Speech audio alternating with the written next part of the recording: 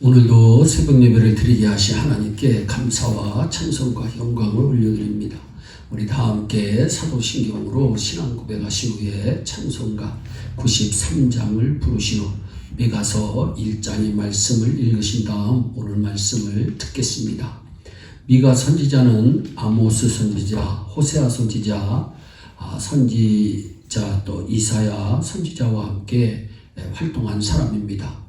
미가는 남왕국 유다와 북왕국 이스라엘을 동시에 대상으로 해서 예언을 하신 분입니다. 1절 말씀 보면 유다의 왕들 요담과 아하스와 히스기 시대에 모레셋 사람 미가에게 임한 여호와의 말씀, 곧 사마리아와 예루살렘에 관한 묵시다. 사마리아와 예루살렘에 관한 예언이라고 분명히 말씀합니다. 사마리아는 이스라엘의 수도지요. 예루살렘은 유다의 수도입니다. 먼저 1장에서는 하나님이 우리에게 대해서 증언하는 분이라는 것을 잘 가르쳐주고 있습니다. 2절 말씀 보세요. 주 여호와께서 뭐라고 말씀하십니까? 너희에게 대하여 증언하시되 곧 주께서 성전에서 그리하실 것이니라. 분명히 말씀합니다. 여기에 성전은 주의 전 하늘 성전을 말합니다. 하나님은 하늘 성전에서 우리에게 대하여 증언하시는데, 증언하시기 위해 우리가 하는 일을 모두 살펴보고 계십니다.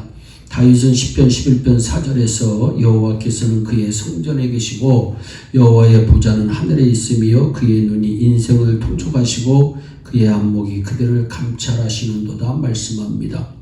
우리가 꼭 기억해야 합니다. 하나님은 이 땅에서 되어지는 일들을 빠짐없이 살펴보고 계시는 분이십니다.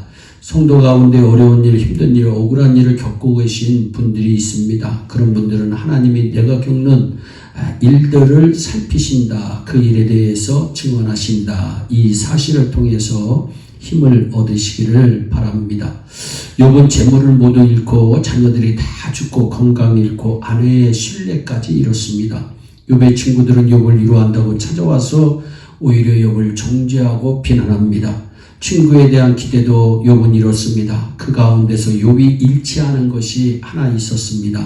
나의 증인이 하늘에 계시다고 하는 믿음입니다. 욥기서 16장 19절 말씀을 보세요. 지금 나의 증인이 하늘에 계시고 나의 중보자가 높은 데 계시니라. 욥은 하늘에 계신 증인 앞에서 내 행위를 아뢰겠다고 13장 15절에서 말씀합니다. 이와 같은 믿음이 그가 겪었던 심한 고통에서 쓰러지지 않고 버틸 수 있게 붙들어 주었습니다. 여러분, 우리가 아는 스파르타쿠스라고 하는 고전 영화가 있습니다. 스파르타쿠스는 로마 시대의 노예지요. 검투사였습니다. 그러다가 자유를 찾기 위해 10여만 명의 노예가 함께 기원전 73년에 반란을 일으킨 사람입니다. 스파르타쿠스는 자유를 위한 싸움에서 처음에는 큰 승리를 거두었으나 로마군의 총공세에 부딪혀 패배합니다. 스파르타쿠스는 6,000명의 동료들과 함께 십자가에 달립니다. 그의 아내는 이제 막 태어난 아들을 안고 어느 귀족의 도움으로 마차를 타고 로마를 탈출합니다. 그의 아내는 십자가에 달린 남편을 보고 소리를 죽여 이렇게 얘기합니다. 내가 이 아들에게 아버지는 어떤 사람이었다는 것을 증언할게요. 아버지는 자유를 위해 싸운 사람이었다는 이야기를 전할게요. 하면서 그 밑을 빠져나가고 십자가에 달린 스파르타쿠스는 그 말을 듣고 고통을 이기며 웃는 듯한 얼굴로 그것을 지켜보는 것으로 영화는 끝이 납니다. 비극적인 종말이지만 감동적 여운을 길게 남깁니다. 당신이 한 일을 내가 증언하겠습니다. 하는 아내의 말도 이렇게 듣는 자에게 힘이 되고 위로가 되고 보람을 느끼게 하는데, 하나님께서 나를 위해 증언하신다는 이 사실이 저와 여러분에게 더 큰 힘이 되기를 바랍니다.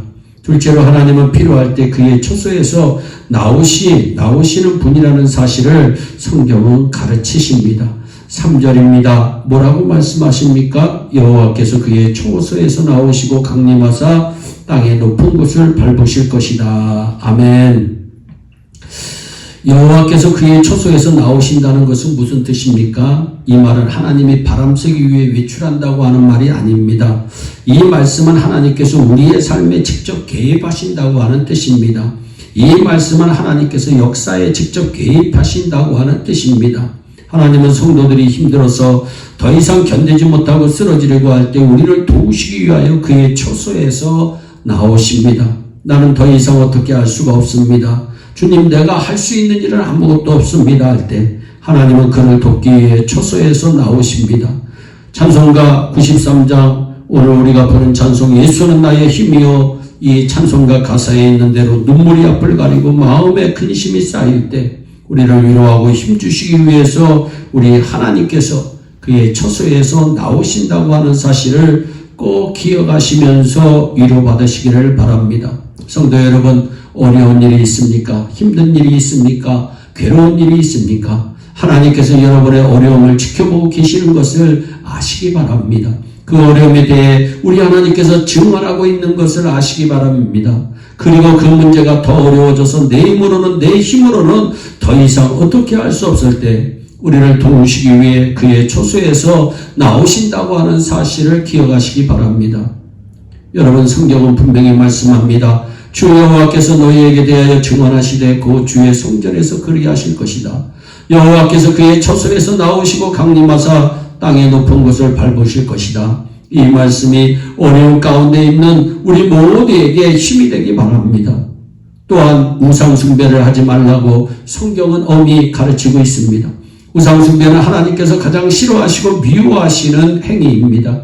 미가는 예언을 하기 위해 입을 열자마자 우상숭배를 무섭게 꾸짖습니다.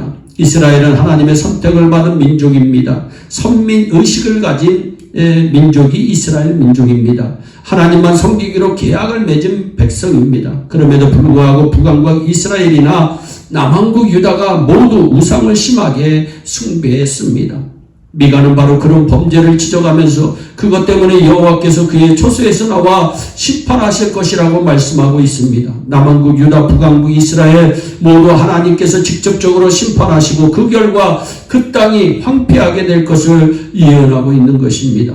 하나님은 온 천지 만물을 창조하시고 주관하시는 분이십니다. 하나님은 그분의 형상을 따라 지음받은 사람들이, 특히 하나님께서 선택해서 구원하신 백성들이 헛된 우상을 섬기는 것을 결코 용납하지 않으십니다. 우리 모두 하나님께서 어떤 분이시라는 것을 알고 주님으로부터 힘을 받고 주님만 의지하여 주 안에서 날마다 승리하시기를 주 예수 그리스도의 이름으로 축원합니다. 기도하겠습니다. 사랑의 하나님, 참 감사합니다. 하나님께서는 우리에 대하여 증언하시는 분이라고 하는 사실을 다시 한번 아버지 하나님 깨닫습니다. 또한 우리가 힘들고 어려울 때 그의 처소에서 나오셔서 우리를 도우시는 분이 우리 하나님이시라는 사실을 깨닫습니다. 하나님, 우리 믿는 자가 우상 숭배하면 안 될 텐데 아버지, 우상 숭배의 마음을 가지고 살 때가 많이 있습니다. 주여, 우리 예인의 성도들은 오로지 하나님만 의지하며 하나님의 말씀에 순종하며 나아가는 축복의 주인공들이 되어서 날마다 승리하며 예수 안에서 형통하는 아름다운 인생들이 다 되게 하여 주시옵소서. 감사하고 예수님의 이름으로 축복하며 기도하옵나이다. 아멘. 다 함께 주기도문으로 예배를 마치시고 또 각자 개인 기도하신 후에 오늘도 주 안에서 승리하는 복된 하루 되시기를 바랍니다. 감사합니다.